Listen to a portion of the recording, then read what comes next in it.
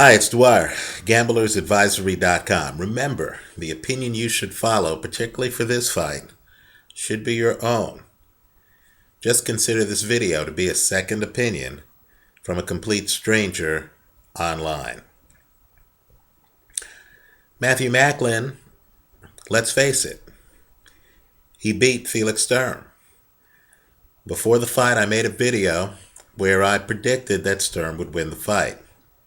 But even I, in watching the fight a few times, realized that Matthew Macklin won that fight by a few rounds.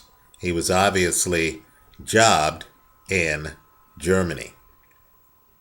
So now he's taking on Sergio Martinez. And as good as Macklin looked against Felix Sturm, and understand Sturm's been a champion for a long time, and as quick as Macklin started that fight, he's throwing combinations from the very first round. I believe that Martinez is the deep end of the pool, and I think Macklin is going to drown. I wouldn't be surprised if Sergio Martinez wins this fight by knockout. In any event, I'm predicting, I believe, that Sergio Martinez is a different level. And I'm expecting Sergio Martinez to win this fight rather convincingly. Let's talk about why. When you look at Matthew Macklin, you see a two-handed attack. He's what I call a mid-range hooker. Now that doesn't mean that he doesn't throw jabs. Right? It doesn't mean that he isn't in the ring doing other things. But when I see Macklin, I see a guy who literally is trying to get inside, is trying to put his head up against your body, and is trying to throw a two-handed attack consisting primarily of hooks. Right? Not jabs. He's not Vladimir Klitschko. He's not an Emmanuel Stewart fighter, but rather hooks. And he does it in combination. He's a tough guy. You know a few things about him. Number one, you know that he is going to be coming forward in the fight. He's not a fighter who fights on his back foot. And two, you know that he's in there to throw power shots, and that three, is going to be right in front of you. He's a very active fighter. What's not to like? Well, here's the problem. You know how I call Floyd Mayweather the smartest man in boxing? I've also said Adrian Broner is one of the smartest men in boxing. Sergio Martinez belongs in the conversation, in my opinion. And I understand there is a difference of opinion out there. Trust me, I've heard from many people who claim he looked limited against Darren Barker. But in my opinion, Sergio Martinez is the definition of an adaptive, reactive fighter. He's extremely advanced. His best attribute, just like Mayweather, is his mental understanding of the game. Very few people in the sport play angles better. And the people that Martinez beats by the widest margin are the people who try to come forward on him, who try to hunt him down. Right? Think about it. He fights Paul Williams. Paul Williams is the definition of a guy who's trying to hunt you down. He's coming forward. He's throwing volume. Let me just say as an aside, it's a shame because Paul Williams actually showed a different game against Antonio Margarito years ago. Unfortunately, most of the time Paul Williams is on his front foot, not his back foot. Paul Williams is a hunter. Kelly Pavlik, he's also a hunter, right? These are tall guys who aggressively try to batter you. With Williams, he's throwing volume, preset combinations. With Kelly Pavlik, he's coming forward. He's trying to hunt you down offensively with his jab. He has a huge right hand. He's trying to hunt you down, cut the ring off. Sergei Zinzurek, another jabber who uses his jab offensively. Right? Kermit Cintron, there was a time when Kermit Cintron was a devastating knockout puncher, nicknamed the Killer, who came forward and destroyed opponents.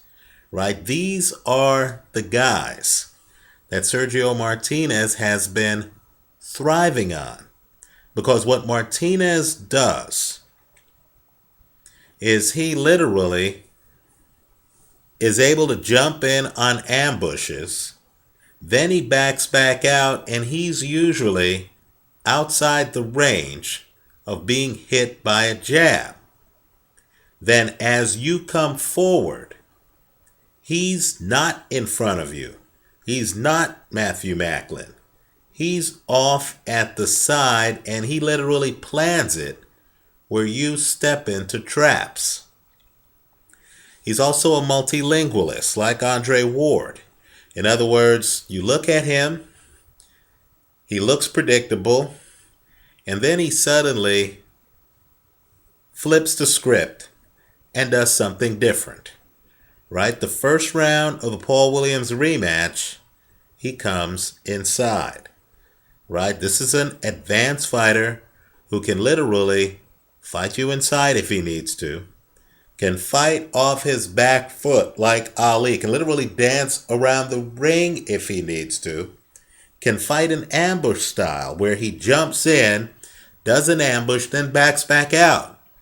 But unlike a Freddie Roach fighter, unlike Pacquiao and Khan, Martinez takes it a step further.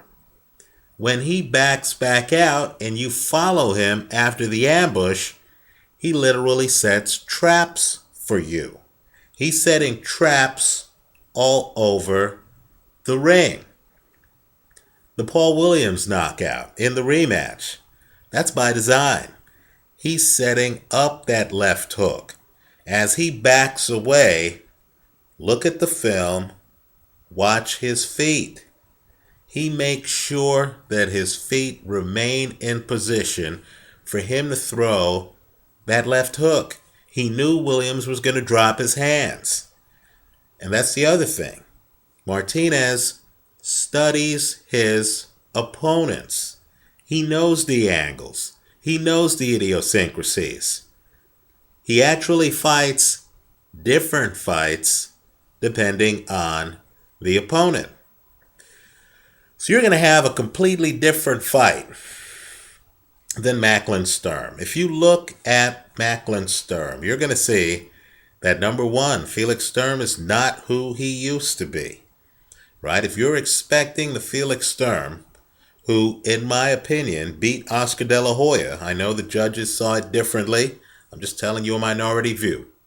If you're expecting that Felix Sturm, and I consider the Sturm who beat De La Hoya to be prime Sturm, then you would have been disappointed looking at the film of his fight against Macklin.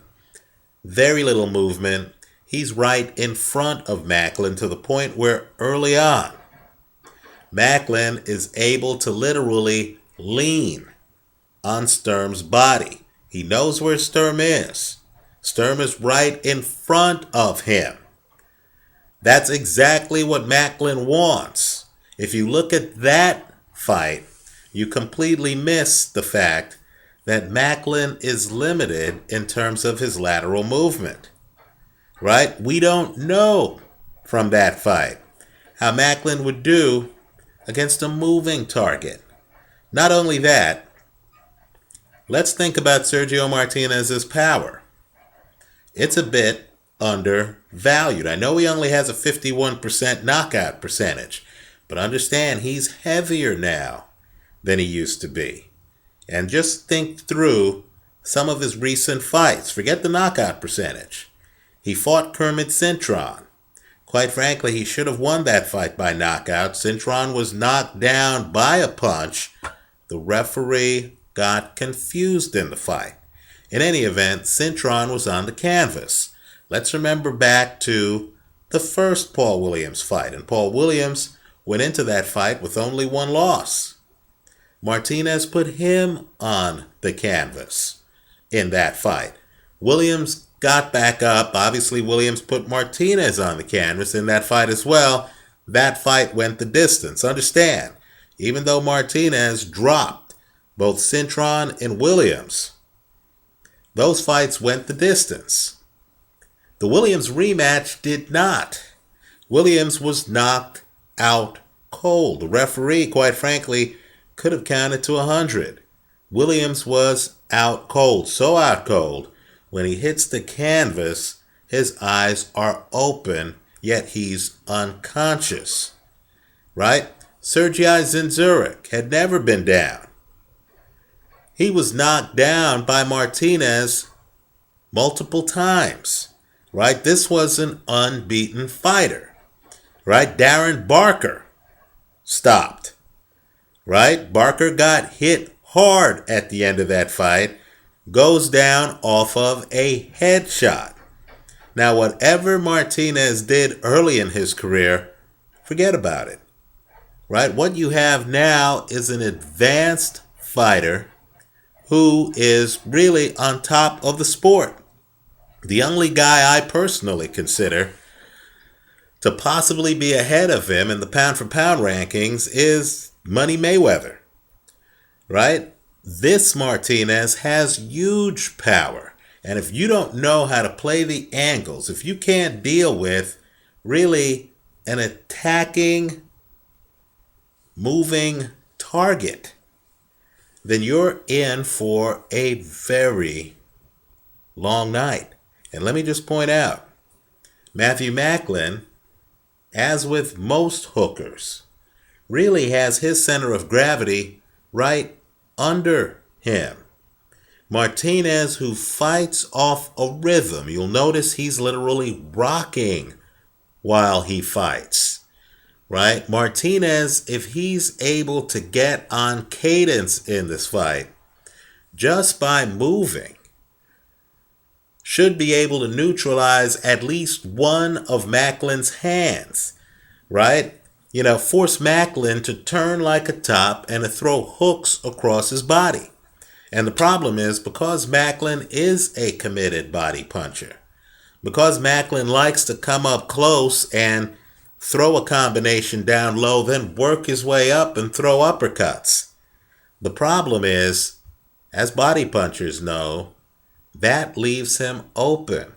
Just imagine if Martinez, just by being away from Macklin, can negate Macklin's body attack. And just imagine if Macklin gets desperate, tries to follow him around the ring, tries to throw body punches, and leaves himself open like Paul Williams did.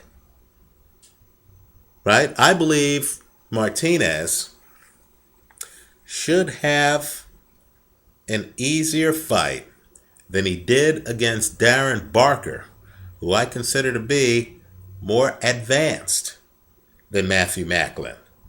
Right? These tough guys, and I know Ricky Hatton called Macklin a bear of a man. These tough guys who come up to you, who can smother you, and who can batter you with hooks off combinations. All I'm saying is you have to ask yourself what happens when that guy is actually forced to find you. Right? Is actually dealing with not a guy in a corner up on the ropes or a guy in a defensive stance like Felix Sturm, but literally is forced to go around the ring looking for a guy with lateral movement who literally is acclimating himself to your rhythm. Right? What I believe is going to happen is that Matthew Macklin is going to find himself looking for Sergio Martinez, and then is going to find himself walking into Martinez's left hands. Understand, Martinez is not just advanced. He's also a southpaw, right? That compounds the problem. You're not going to be able to duplicate the experience of fighting Sergio Martinez with a sparring partner. Which sparring partner can mimic Martinez's style? Martinez is a guy who even drops his hands against high-profile, high-volume guys like Paul Williams, right? Martinez is a master at head rolls, and because he leans forward and keeps a distance from you, he makes it almost impossible for you to hit his body. What is Macklin going to do if he finds that he can't hit Martinez's body? He can't hit Martinez's head. As he comes forward looking for Martinez, Martinez is throwing the kind of straight left hands that he's done against people like Kermit Cintron. If Macklin's really unlucky, Martinez will have him timed where he can throw,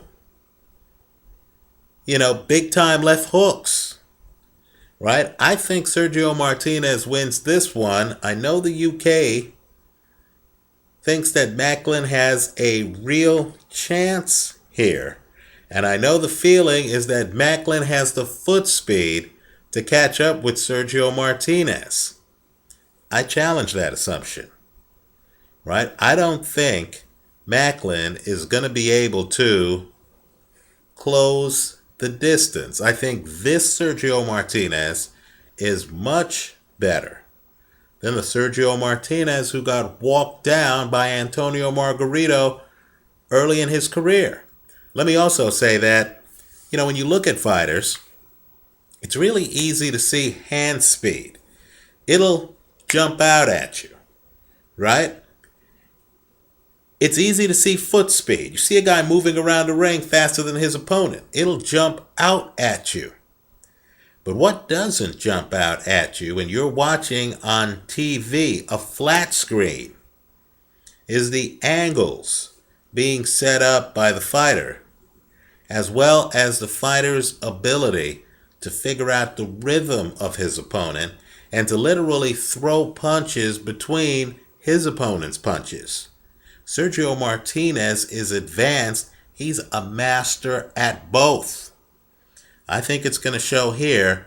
I think Martinez takes apart Matthew Macklin rather methodically and convincingly. Let me know what you think. Leave your comments for me here online. Visit us at gamblersadvisory.com. And all I can say is, win, lose, or draw, I'd like to hear from you. Share your thoughts with YouTube Nation. Thanks for watching.